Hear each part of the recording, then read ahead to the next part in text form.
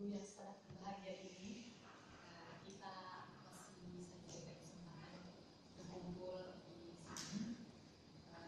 Malam ini kita akan mulai obrolan santai kita, dan pada malam ini kita ditemani Mas Sifakul Arifin, Selaku Holocaust, dan Mas Agus.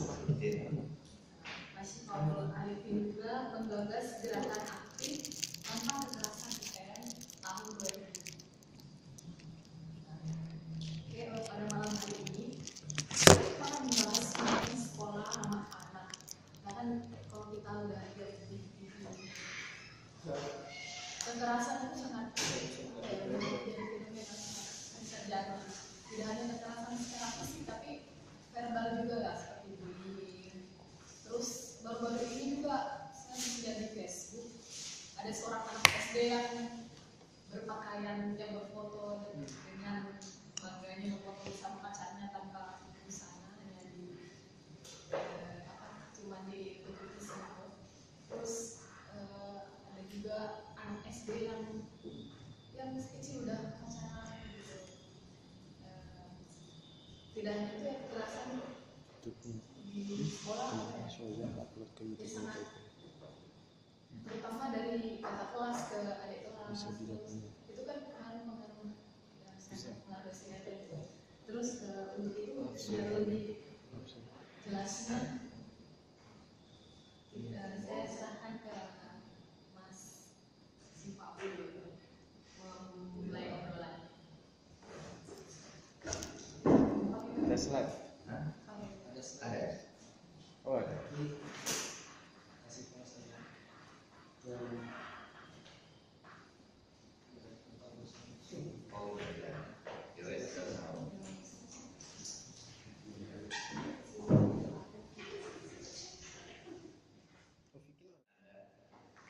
Ya karena ingin silaturahmi aja, ingin ke Ramadan. Karena lama saya ke sini juga. Saya ke sini jarang-jarang karena saya udah agak aktif di PP. Lebih banyak aktifnya di daerah. Sama Mas Agus. Saya saat itu sudah itu di bidang advokasi dengan Mas Agus Indahara. Mas Agus hanya Klaten, jadi dekat. Saya tinggalnya di Solo, tapi sekarang saya sama Mas Agus tinggalnya di Solo, sehingga lebih sering ketemu, ngobrol dan sebagainya. Saya kurang tahu sekarang bidang advokasi masih ada? Masih ya. Jadi 98 itu pertama kali kita mengenal bidang advokasi. Sebelumnya itu bidangnya paling PIP, kemudian dakwah, kader, terus apa lagi? PIP, kader, dakwah, olahraga itu maksudnya PIP ya? PIP, nah sekarang namanya apa? Asbud. Apa? Asbud, apresiasi seni budaya dan gitu ya. Nah, pada 98 itu mulai kita masuk bidang baru, dan memang isu itu memang isu yang baru. IPM ya. IPM. Jadi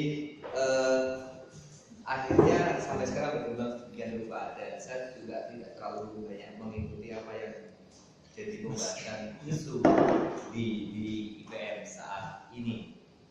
Ya, saya masih sering kontak dengan teman-teman mantan IPM, tapi dengan pengurus IPM jarang. Paling dengan Mas Azati dan beberapa dosen gitu.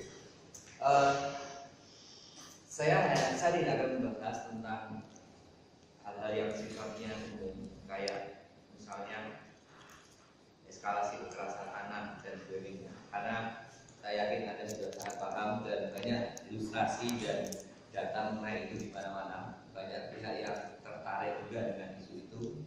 Saya juga tidak akan membahas tentang konsep sekolah ramah anak, karena itu sudah ada konsepnya dan sudah dikembangkan di beberapa sekolah, termasuk oleh sekolah-sekolah Muhammadiyah. Saya kurang tahu sekolah Muhammadiyah sudah membenarkan belum ya? Sekolah ramah anak seperti itu? Belum. Baru digagas.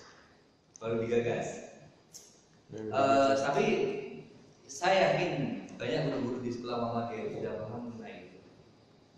Terakhir ada kasus di SMA Muhammadiyah 1 Solo.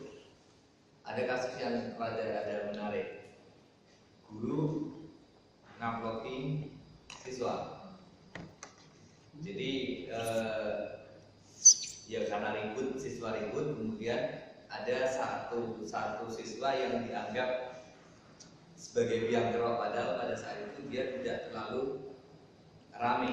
Yang rame itu temannya, tapi yang jadi sasaran adalah siswa yang sering jadi biang kerok itu. Akhirnya dipukul sama gurunya.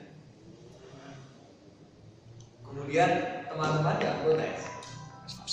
Saya nggak tahu itu melibatkan IPM tingkat ranting atau tidak, tetapi banyak siswa kemudian protes, lalu mereka datang ke kantor polisi untuk melaporkan barang-barang guru itu.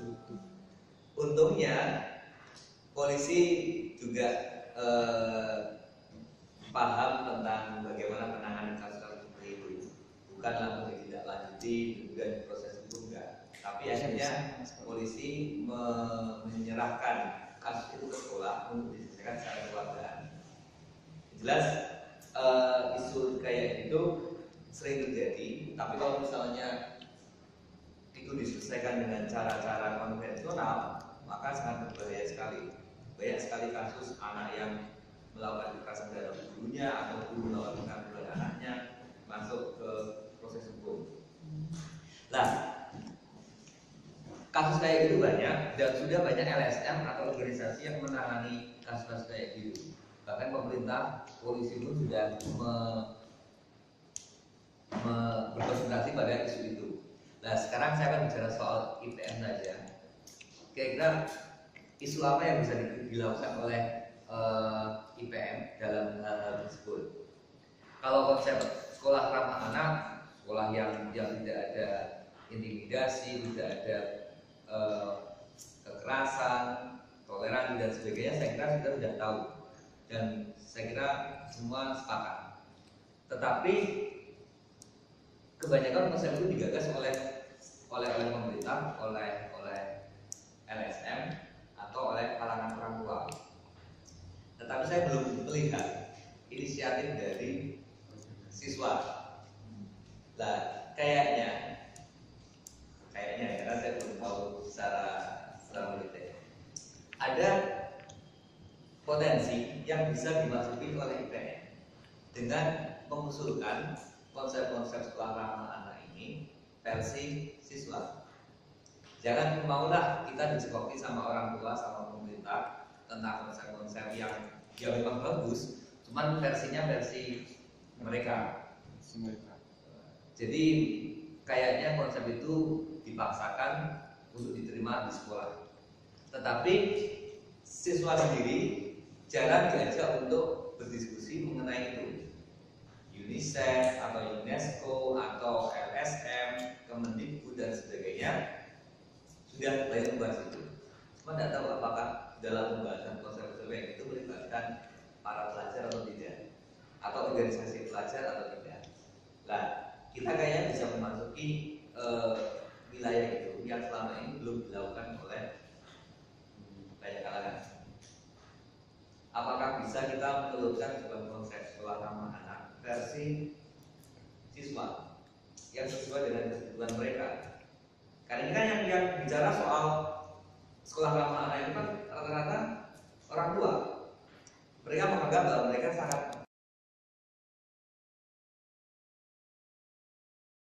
Nah, kita berusaha untuk merumuskan bagaimana konsep sekolah ramah anak versi siswa.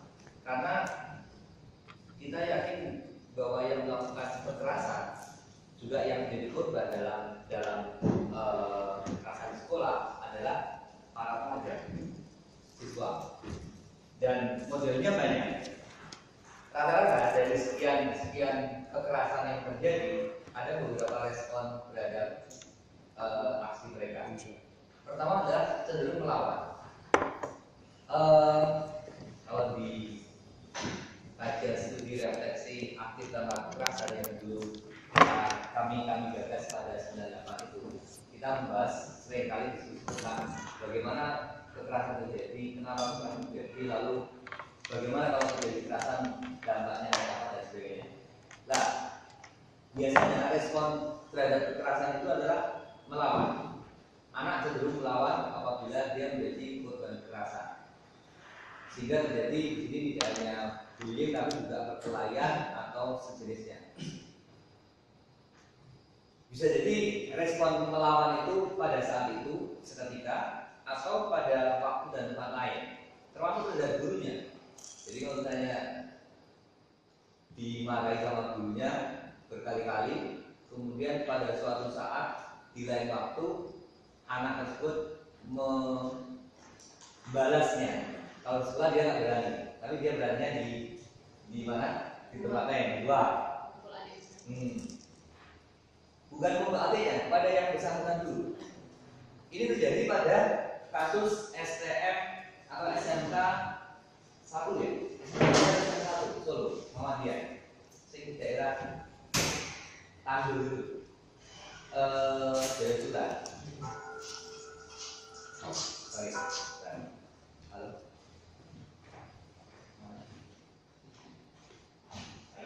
Oleh guru tersebut.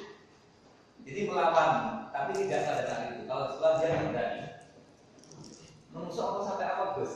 Entah dari informasi, menusuk ya, menusuk gurunya. Itu sekolah Muhammadiyah. Seringkali terjadi kayak gitu. Itu baru 2 tahunan lah kayak ini. Kemudian model yang lain adalah melampiaskan dendam pada pihak yang lebih lemah, pada adik kelasnya atau pada orang lain yang lebih lemah daripada dia, karena dia tidak berani untuk melawan gurunya atau tidak berani melawan kakak kelasnya. Atau yang sering terjadi adalah tren melaporkan kepada orang tua, kemudian kasus berlanjut ke hukum. Nah, soal ini masih ada perdebatan apakah kasus-kasus kekerasan kayak gitu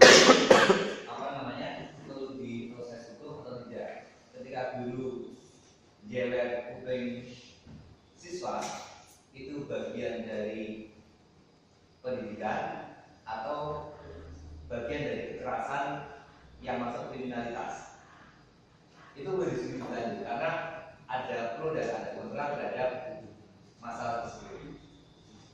Kayaknya dalam 2 hari ini saya dapat cerita di WA yang di-share itu ya, tentang hakim di mana, di Turki atau di mana ya, yang tidak mau menghukum guru karena guru tersebut dilaporkan ke polisi. Ternyata guru tersebut adalah gurunya hakim. Si hakim itu malah mencium tangan hakim itu mencium tangan terdakwa itu yang ternyata gurunya dulu. Dan itu di-share. Ketika di-share,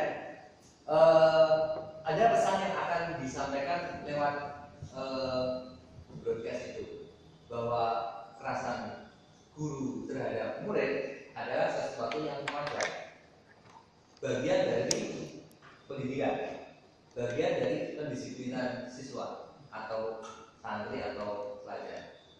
Nah, negatifnya adalah kayak gitu. Ketika kita nge-share itu adalah bahwa nanti ada sikap permisif terhadap aksi kekerasan oleh guru terhadap murid atau kekerasan senior terhadap junior. Kalau di pondok pesantren, senior santri senior yang sudah mendapatkan wewenang untuk mendisiplinkan adik-adiknya, bisa jadi itu jadi alasan. Nah, tapi kalau kasus kayak gitu semua masuk ke ranah hukum, akan sangat banyak. Polisi akan sangat sibuk untuk menangani itu, karena hampir di setiap sekolah sering terjadi kasus kayak gitu. Kekerasan dari siswa ke siswa, kemudian kekerasan dari guru ke siswa, sedangkan kekerasan dari siswa ke guru relatif lebih sedikit walaupun ada kasus yang terjadi. Makanya mengenai hal itu, proses penanganannya bagaimana, kita perlu diskusikan lagi. Yang lebih relevan dan penting kayak apa? Apakah proses hukum atau diserahkan kepada sekolah? Oke. Kemudian yang dilakukan oleh IPM adalah membahas mengenai itu, bagaimana kita sebaiknya bersikap. Karena selama ini konsep yang dibahas mengenai sekolah ramah anak, kekerasan terhadap anak, penanganan anak yang berdasarkan dengan hukum, APH dan sebagainya, itu rata-rata versi orang tua, LSM atau pemerintah. Nah, coba kalau misalnya pelajar bersuara, itu sangat menarik. Yang diinginkan pelajar itu sebenarnya apa? Jika mereka mendapatkan kekerasan dari guru, kira-kira yang diinginkan siswa itu kayak apa? Orang mereka menerima mentah-mentah, ikhlas kalau misalnya dijewer atau kalau sekolah misalnya selain dijewer apa? Dikampleng, ditampar, atau mereka nggak ikhlas. Silakan, Anda nanti bisa melakukan kajian itu. Kemudian tujuannya adalah siswa bisa berperan aktif mengembangkan lingkungan sekolah yang menyenangkan, tidak ada bullying, kemudian tercipta toleransi dan sebagainya. Kebanyakan aksi kekerasan kalau siswa dibully itu biasanya terkait dengan tingkat ekonomi. Ini biasanya yang kaya akan membuli yang miskin, atau sebaliknya yang miskin tidak bisa membuli, tapi kalau yang miskin biasanya orang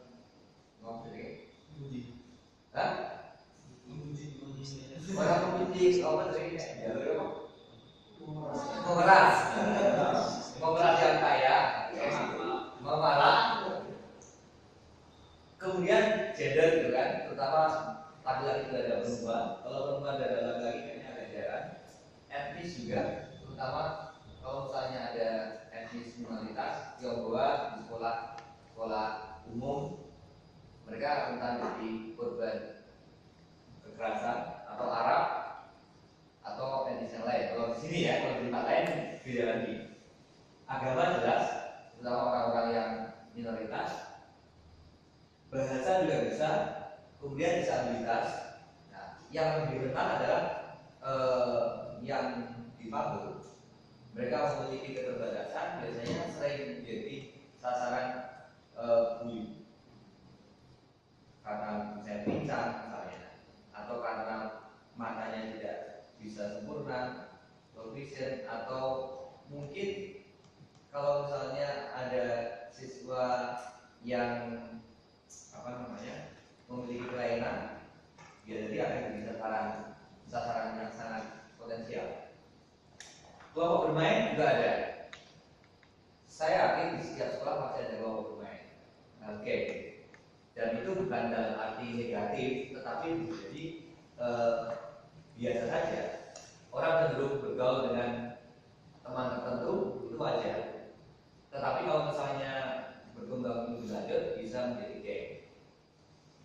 Oke, jadi ini sering terjadi di sekolah.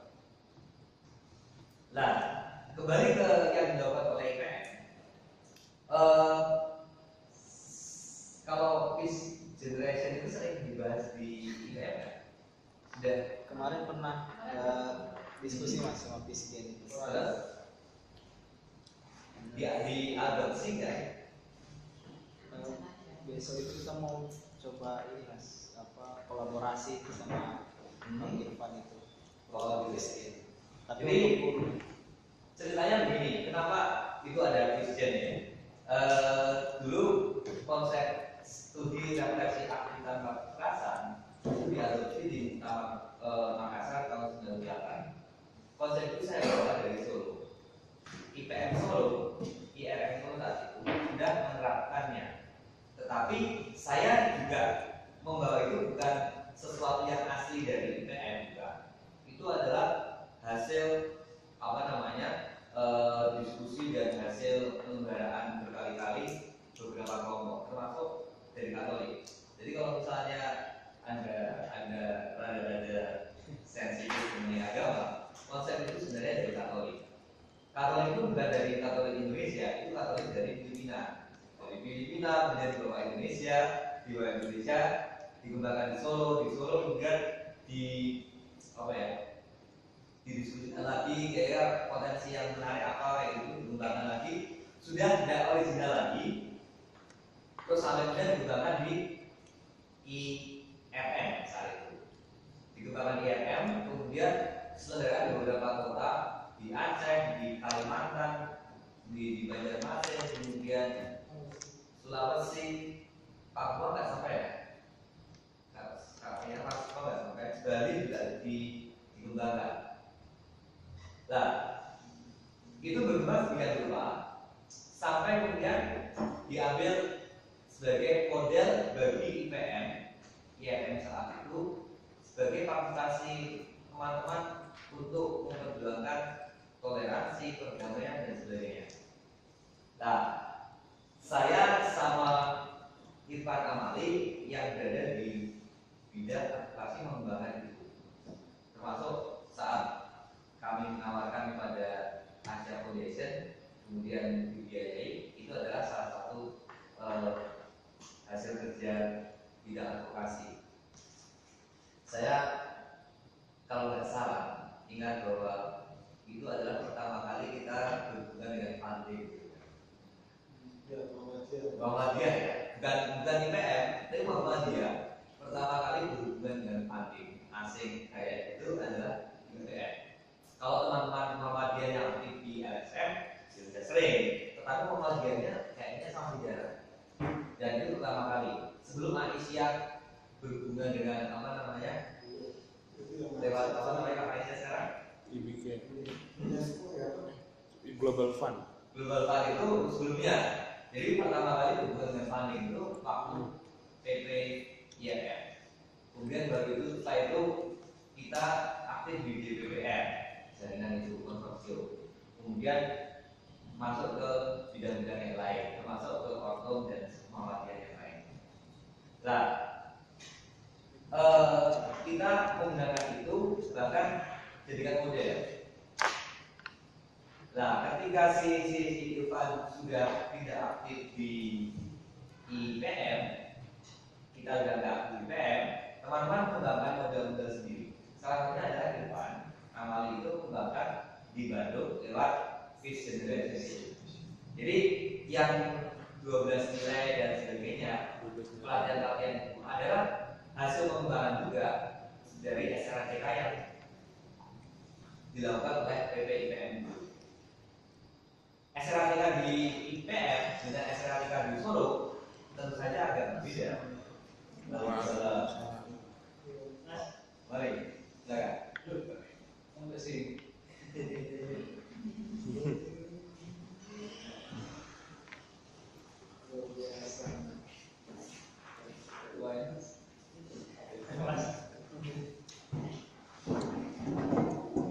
Ini belum, ini sudah ya. Oke, lanjutkan. Jadi hasil pengembangan semua, tidak ada yang original, tidak ada yang spesifik. Dan konsep seperti ini sebenarnya konsep yang terbuka, yang bisa dikembangkan oleh siapa saja dan tidak ada hak ciptanya. Karena itulah kayaknya menarik apabila IPM mulai mengkaji kemudian mengembangkan model-model seperti itu sehingga Anda bisa terlibat secara penuh dalam konteks sekolah ramah anak ini versi IPM, versi pelajar, bukan versi orang tua atau versi pemerintah. Kalau di konsep IPM dulu memang belum sampai pada tahap yang sangat aplikatif.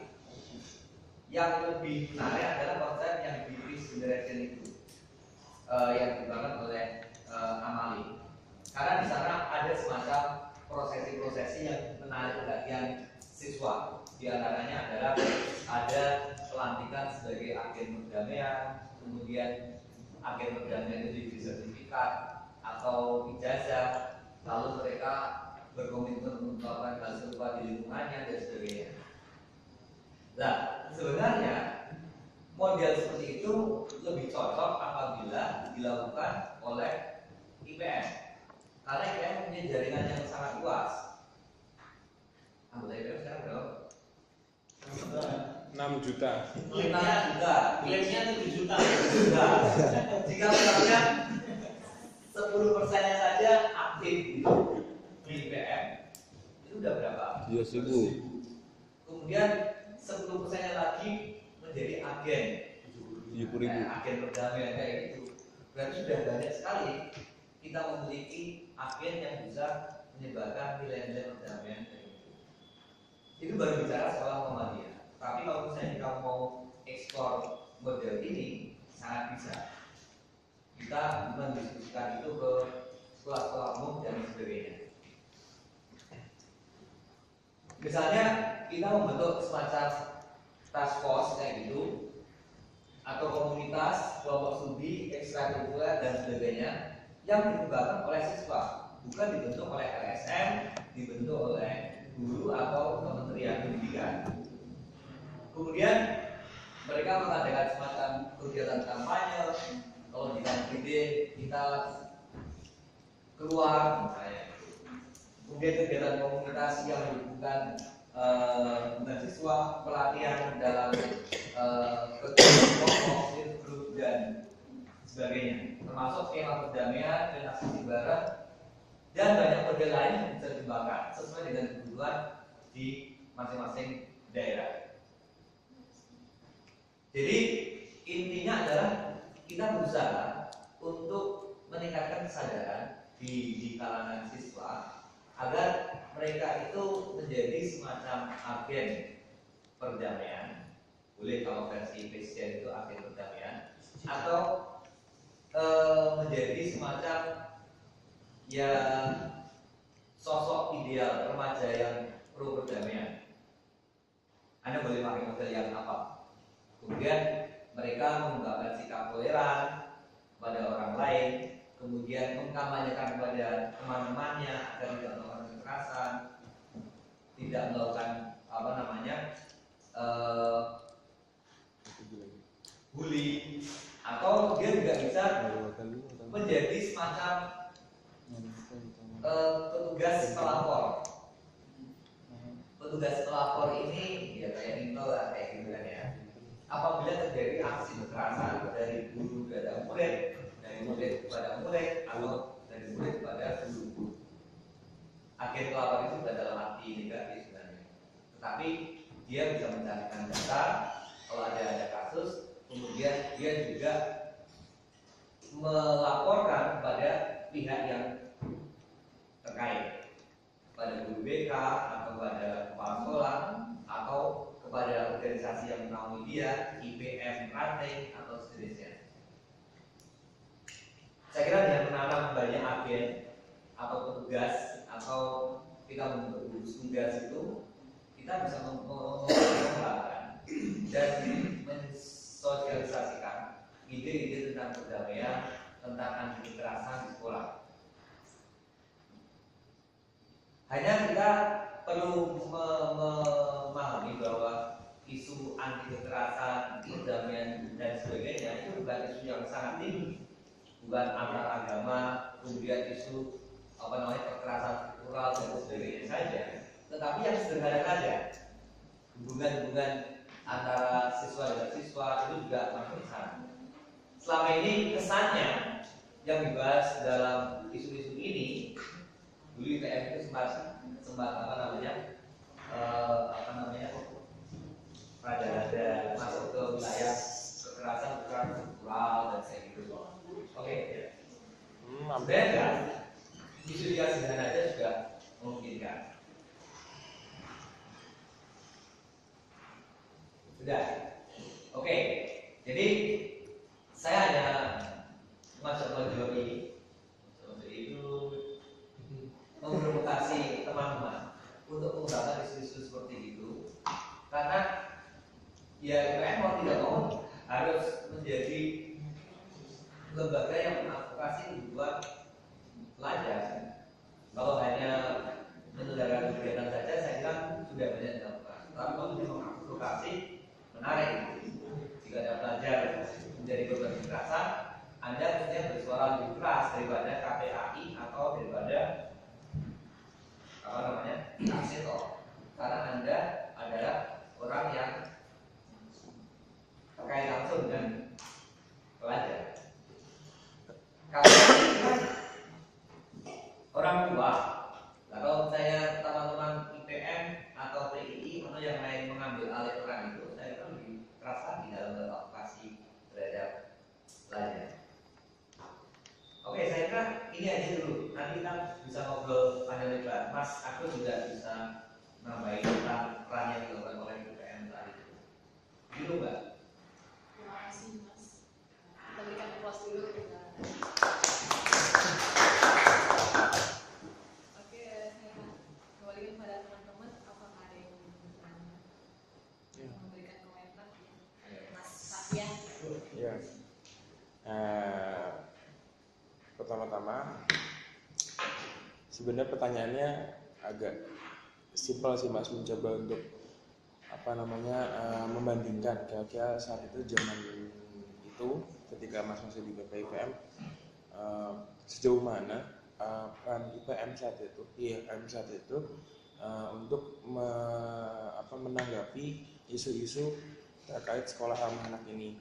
Nah, karena ini nanti akan berkaitan dengan saat ini saya di IPM DIY itu sedang mencoba untuk membuat membuat sebuah program pendampingan sekolah ramah anak gitu. Jadi kita pengennya bekerja sama dengan sekolah dan punya pilot project gitu. Pilot project misalnya sekolahnya ditargetkan sebenarnya akhir periode ini ada satu pilot project di setiap daerah gitu kan. Nah, cuma memang sampai sekarang kami masih pada tahap tataan diskusi gitu kan, kita mulai dari mana, harus seperti apa dulu, karena hubungannya kan juga erat dengan sekolah yang itu tidak sekedar main-main gitu kan.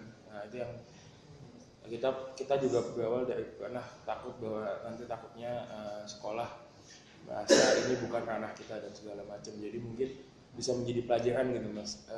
Saat itu pusat studinya waktu itu kan sempat ada diskusi saat itu tentang ramah anak gitu ya Mas, sampai mana. Terus juga kemarin sempat ngobrol sama Mas Irfan Amali juga waktu di Bandung sama di Jakarta.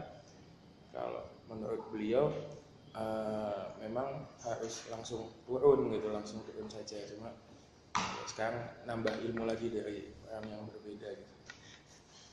Mungkin itu yang saya. Oke, langsung aja ya, saya ngobrol aja ya. Ya. Begini, Mas Pantia.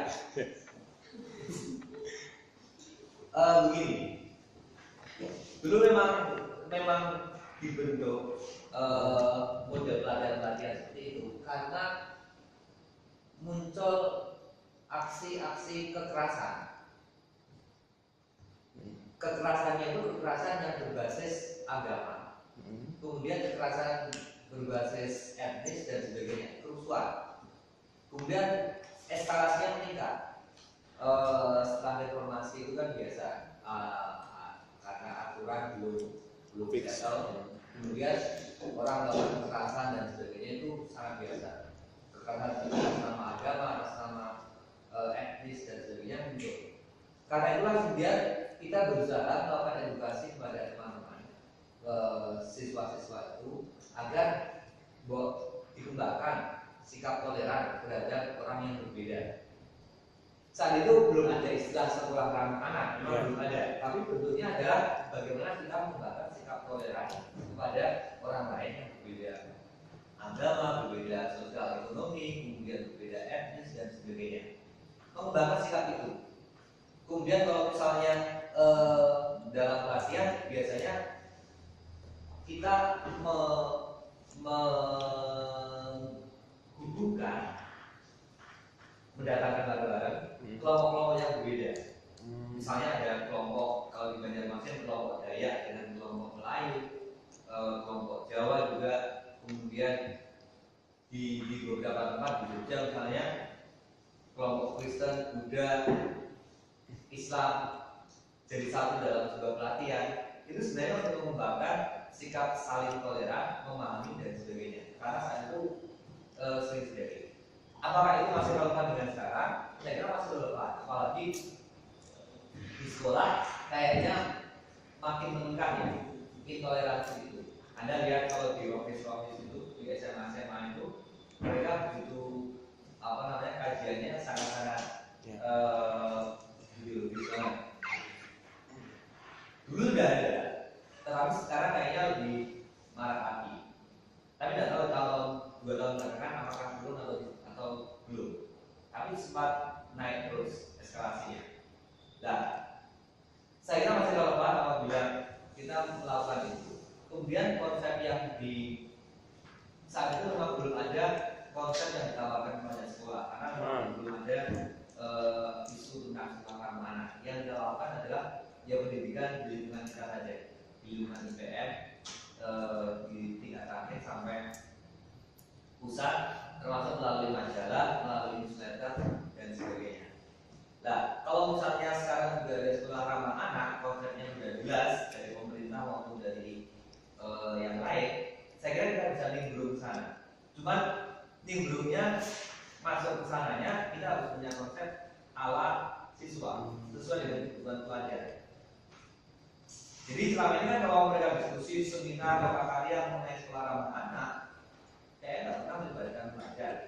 Nah, kalau misalnya ada punya konsep versi pelajar yang sesuai dengan kebutuhan pelajar, alangkah manis kayak gitu ditawarkan kepada mereka.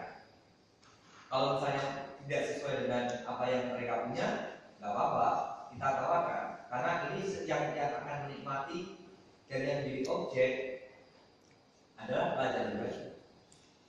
Jadi bolehlah konsep ini dibahas, digagas oleh PP, IPM, lalu dikembangkan ke wilayah-wilayah sampai daerah.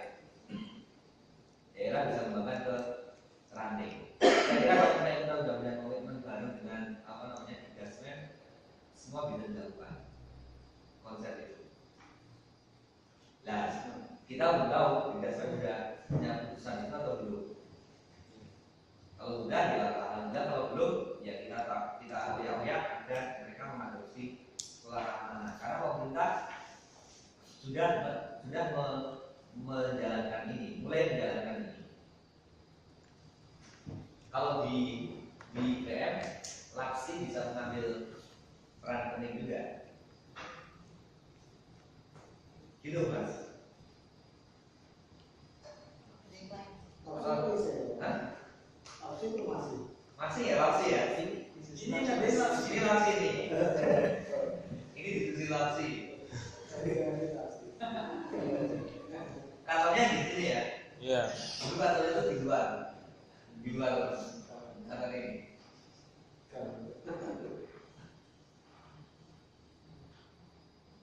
Ya, kita Mas. Saya mau berkata, Waalaikumsalam. saya setia itu mau tanya Mas, apa namanya kan saya di PD di advokasi itu kan saya sebenarnya udah pengen bikin gitu loh, karena kita kan nggak tahu ya isu sekolahan kan akan sulit peka ke mereka kan, jadinya saya pengen banget bikin agen advokasi kayak gitu ceritanya sih, agen kayak gitu.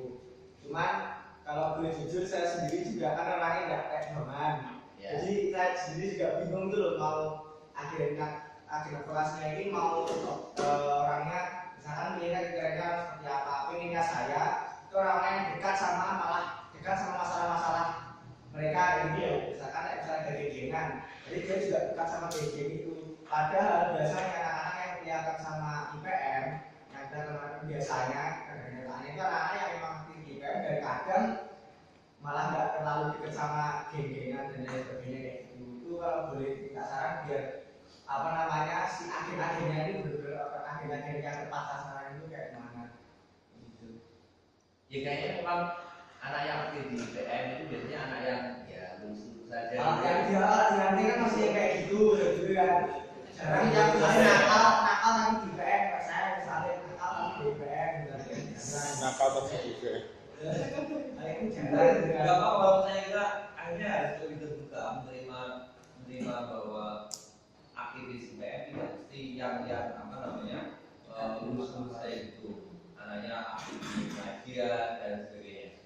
Model-model yang lain menarik mereka dalam kegiatan IPM.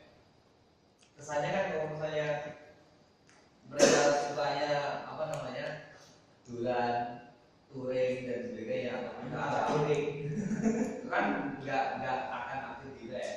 Nah, berarti IPM dirancang terutama mengembangkan model-model kegiatan yang sesuai dengan kebutuhan mereka, sehingga anak-anak yang suka nge-band atau suka touring atau yang lain bisa terakomodasi dalam IPM ranting.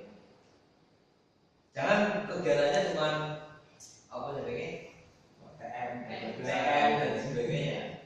Kalau misalnya TM boleh jadi dimodifikasi, misalnya sambil touring kayak gitu kan.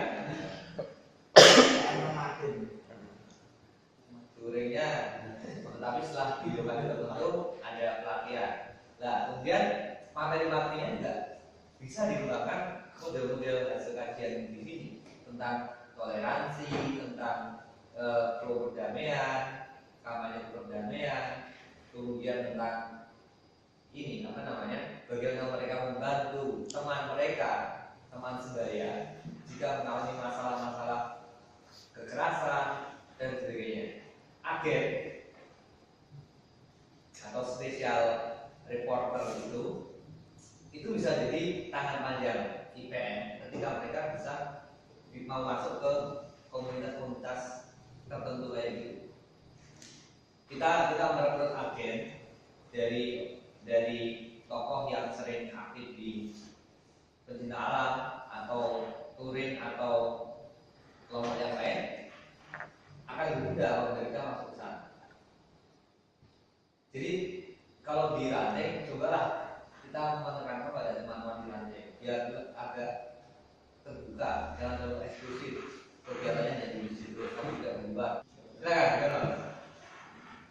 Iya. Ya. Ini mas, kalau tadi lebih dari perspektif tersangkanya gitu ya. Gimana ya? Ya kita bilang sikapnya ada kekerasan dan lain sebagainya. Ternyata juga kita mau nggak mau terjebak di lingkaran setan itu dan melakukan itu kekerasan. Contohnya yang jadi senior gitu, otomatis kita pas junior dulu merasakan dan ketika jadi senior akhirnya cuma bisa ngulang gitu. Yang ya kita, kalau saya sih sangat tersangka gitu, tapi di bidangnya si kulit ini kalau di malah justru jadi tersangka gitu, yang nanganin anak-anak yang nakal, yang nggak lulus kayak gitu kan. Nah, itu sebenarnya menghapuskan itu apa namanya cara-cara konvensional itu kayak gimana sih? Itu lebih ya, biar lebih berubah, biar lebih ramah anak kayak gitu. Itu seperti apa, karena toh kita menganggapnya itu salah satu jalan terbaik, dan yang lapor orang tua itu hanya berlebihan aja gitu, karena itu usaha kita untuk bikin disiplin kayak gitu. Dan itu pun kita menganggapnya nggak berlebihan gitu, sekedarnya aja. Apalagi sekarang ini nggak kayak apa yang kita alami dari senior kita dulu kayak gitu. Itu sebenarnya gimana sih? Ya, kalau misalnya terjadi kekerasan di sekolah, biasanya kan model-modelnya tadi mereka melakukan balik kepada yang bersangkutan atau kepada orang lain yang lebih lemah, kepada junior dan sebagainya. Berarti pendidikan tentang itu harus digencarkan. Masalahnya adalah pemerintah juga punya komitmen yang sama sebenarnya mengenai bagaimana mereduksi aksi kekerasan, terutama dalam aspek di sekolah dan sebagainya. Ada banyak sekali metode yang dikembangkan oleh pemerintah untuk mengurangi itu. Tetapi kan itu kan program yang top down, jadi menginstruksikan kepada siswa dan sebagainya.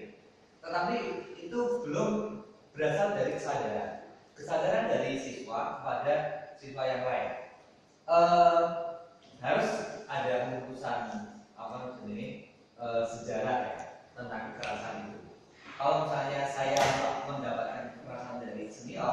dalam sebuah ospek, maka harus ada komitmen. Mulai saya tidak akan melakukan kekerasan terhadap junior saya nanti dalam sebuah ospek. Nah, kesadaran itu harus dibangun. Untuk membangun kesadaran itu, tentu saja kita harus melakukan edukasi kepada teman-teman sebaya.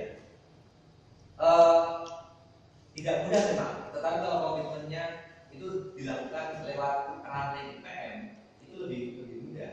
Karena biasanya kalau ospek atau biasanya sekarang namanya apa? Rotasi. Korupsi itu rata-rata dilakukan oleh ranting saja. Kemudian ada semacam ospek lainnya yang dilakukan oleh ekstrakurikuler lain. Saya kira mereka teman-teman pengurus ranting juga bisa diajak ngobrol bareng bahwa kita harus menghentikan rantai kekerasan yang selama ini berlangsung. Itu dalam ospek. Dalam kehidupan sehari-hari di sekolah, saya kira juga bisa dikembangkan sedemikian rupa agar kesadaran untuk tidak melakukan kekerasan baik verbal maupun non verbal, tidak melakukan bully dan sebagainya harus dilakukan.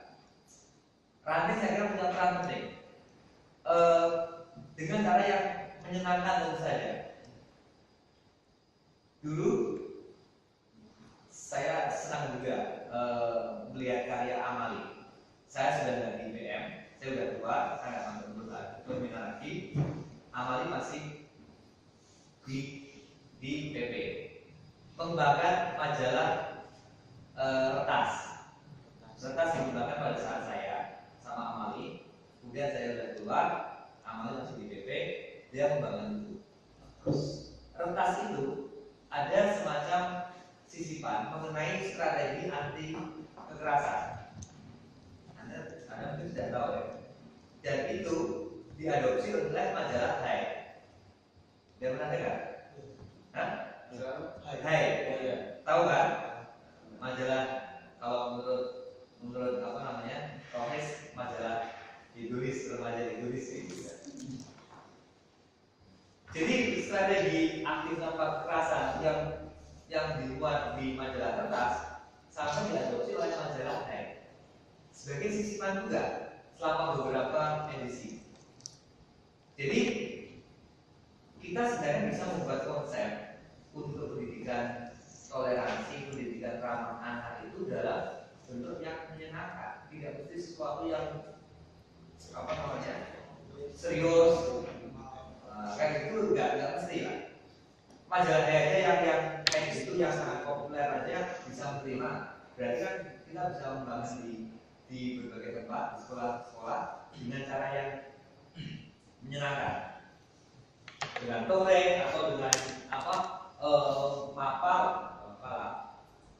pencinta alam atau dengan apa yang sekarang lagi rame dengan musik atau menggunakan festival K-pop, fotografi,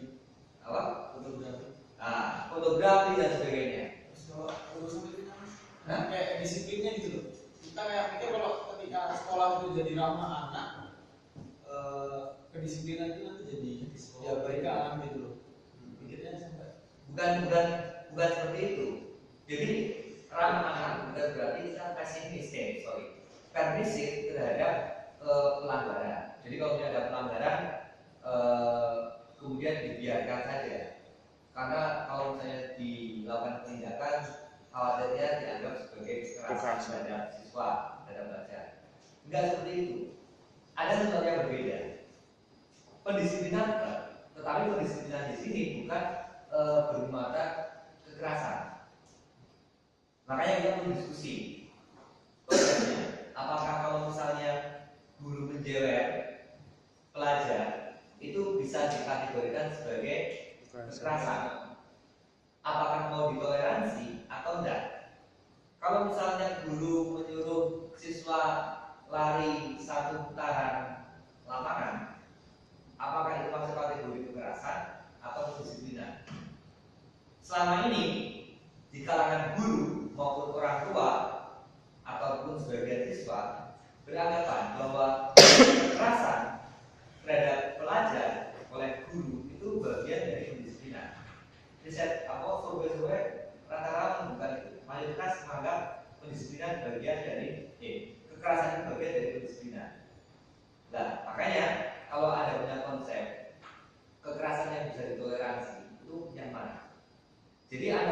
pendisiplinan dengan pendisiplinan sebenarnya sesuatu yang berbeda.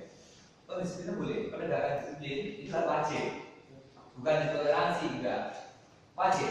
Cuman caranya bagaimana kita harus memisahkan antara kekerasan dan non kekerasan. Mungkin kalau misalnya masih dimarahi, mungkin ya ini masih mungkin, itu masih bisa ditoleransi. Tapi kalau sudah menggunakan tangan atau kaki atau yang lain, itu dihindari. Kalau dimarahi, ya dimarahi sedikit dengan nada tinggi, itu masih toleransi. Tapi kalau misalnya ucapannya sudah sampai apa ya? Menghujat atau Menghujat sampai ngolok-ngolok, bapak guru tukang beca dasar kayak itu udah tidak rasional lagi. Jadi harus dikasih batasan. Kira-kira yang ditoleransi mana yang tidak ditoleransi. Lah, makanya saya perlu menyampaikan bahwa IPM perlu membuat konsep sesuai dengan kebutuhan siswa dan itu ada sendiri dong konsepnya yang sesuai dengan kebutuhan siswa. Versi pelajar kayak apa? Jangan versi orang tua. Biarkan pelajar menyampaikan pendapatnya. Jadi kalau misalnya ada membuat seminar apa namanya, atau kakaknya tentang sekolah ramah anak, ya yang diundang sebagai pembicara serta pelajar. Konferensi pelajar kayak gitu, mulai sekolah ramah anak. Kemudian hasil konferensi disampaikan kepada pemerintah. Sangat manis kalau misalnya kita IPM bisa melakukan hal seperti itu. Bahkan kalau misalnya berbeda hasil apa namanya, hasil KKD itu ternyata berbeda dengan yang dimaui oleh pemerintah dan orang tua, nggak masalah, malah seksi ya. Itu untuk konsumsi media menarik. Jadi karena saya bekerja di media, biasanya yang menjadi perhatian media adalah sesuatu yang seksi kayak gitu, sesuatu yang kontroversial, bahkan berbeda dengan yang lain. Jika ada konferensi anak menghasilkan sesuatu gugatan terhadap konsep sekolah ramah anak versi orang tua, wah menarik. Dan kemudian dikampanyekan secara masif. Kekurangan kita adalah bagaimana kita memanfaatkan media-media yang tidak ada. Saya kira media sosial bisa jadi apa namanya, kita gunakan secara maksimal untuk mengkampanyekan itu. Kayaknya kalau media sosial sangat efektif. Kita bikin apa namanya, gambar-gambar lucu dengan sangka tertentu, kita share lewat WA atau lewat Instagram, dalam waktu singkat sudah menyebar kemana-mana. Silakan. Ya, terima kasih. Senang sekali ya malam ini didatangi dua senior dari IRM. Jadi kekuatan tersendiri lah buat kita, Mas Agus, Mas Paul ya. Senang sekali kita ketemu. Jadi untuk merespon, saya kira tadi Mas Paul sudah menyinggung.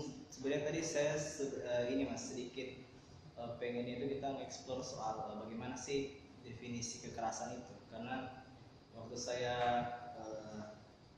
tidak lama ya mengajar di SMP Muhammadiyah 2, waktu itu ada beberapa guru yang di meja hijaukan oleh orang tua murid. Kasusnya sebelumnya sudah sering terjadi. Jadi beberapa tahun itu guru pernah ada yang gurunya kan guru-guru muda ya Mas, ada guru muda ya. Dan latar belakang sosiologisnya orang tua murid di SMP Muhammadiyah 2 itu adalah akademisi ya, profesor, kemudian lawyer, dosen, pengusaha, entrepreneur, dan banyak dari kelas menengah ke atas itu. Nah, sehingga kesadaran hukumnya soal kekerasan terhadap anak-anak mereka itu jadi sangat tinggi. Jadi misalkan waktu ada guru negur misalkan, kamu jangan main laptop waktu lagi dijelasin, jangan main HP, jangan ngobrol, itu dilaporkan ke orang tua. Dan orang tua karena sangat sadar dengan hukum, akhirnya ini mas. Dan ini terus kemudian saya coba perhatikan kok begitu ya pemaknaan hukumnya. Akhirnya coba saya telusuri, terus akhirnya saya coba datang ke kelas, ternyata akhirnya waktu saya coba datang ke kelas, waktu itu pelajaran matematika.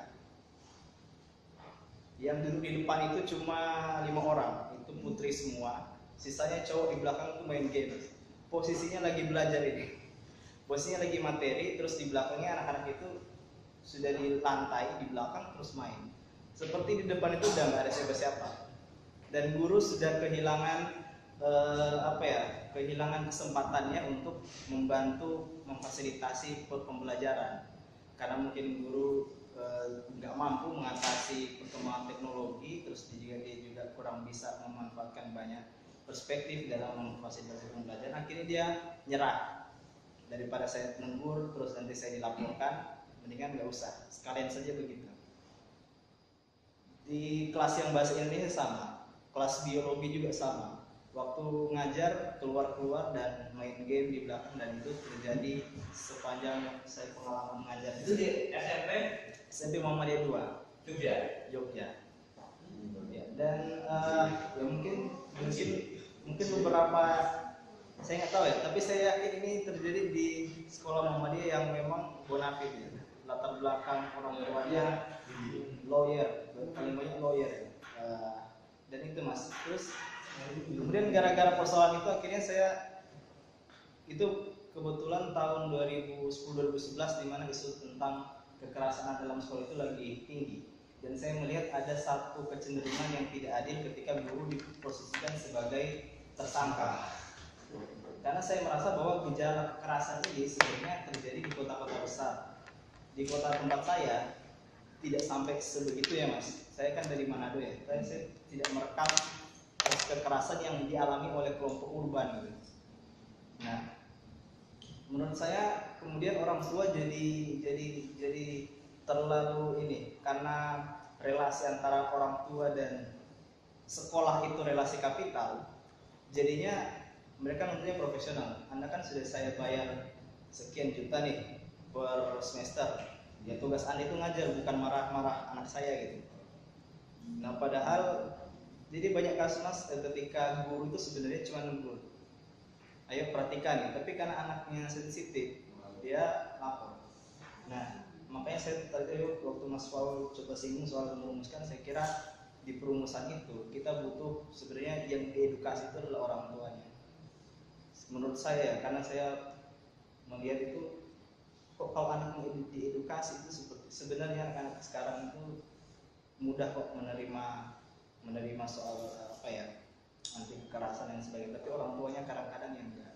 Jadi ada satu anak PPM di SMP itu, dia dimarahin oleh gurunya, dia nggak melaporkan, tapi orang tuanya yang mengusut itu. Yeah. Bahkan ada satu anak yang selalu jadi langganan mas. Kebetulan orang tuanya itu jubirnya Sultan. Itu kan berbahaya ya. Kalau gurunya dimarahin, gurunya di blacklist dari DIY gitu. Dan itu benar-benar terjadi. Jadi saya kira kesadaran orang tua mungkin juga berpengaruh soal kekerasan ini mas. Naik itu ya. Mungkin mungkin nanti Mas Agus bisa memberikan sedikit soal itu ya. Mungkin di konteks begitu, apakah orang tua bisa semakin tinggi tingkat kesadaran hukumnya kok semakin, artinya apa-apa polisi. Sekarang itu ya Mas, kalau sedikit apa polisi, dikit-dikit polisi. Apa negara hukumnya ini jadi sepragmatis gitu ya? Saya enggak. Begitu sih mas, sering. Aku suka jadi selama dia kita pisahkan dua persoalan di dunia pendidikan. Ada budaya sistem dan budaya siswa. Nah selama ini mungkin biar kami kita diskusikan ini budaya sistem yang bisa melakukan perubahan ini yang harus sistem.